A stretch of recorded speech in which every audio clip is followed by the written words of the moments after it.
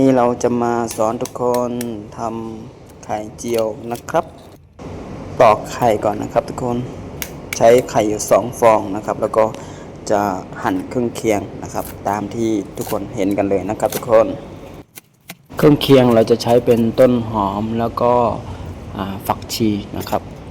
และเป็นมะเขือเทศด้วยแล้วก็หอมหัวใหญ่นะครับก็จะมีไม่กี่อย่างนะครับทุกคนแบบนี้ก็ทำตามได้เลยนะครับเป็นสูตรของหนุ่มไทยใหญ่คนนี้เองนะครับทุกคน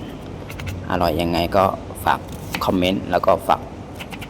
แนะนำกันด้วยนะครับทุกคนช่วยๆกันนะ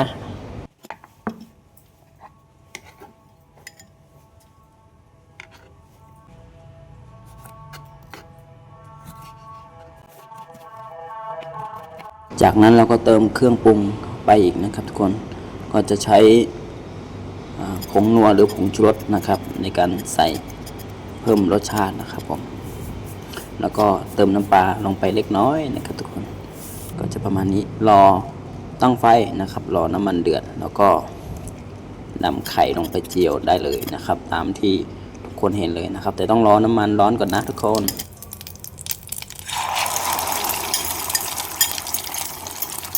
จากนั้นเราก็กลับไข่ไปมานะครับพอสุกนะครับทุกคน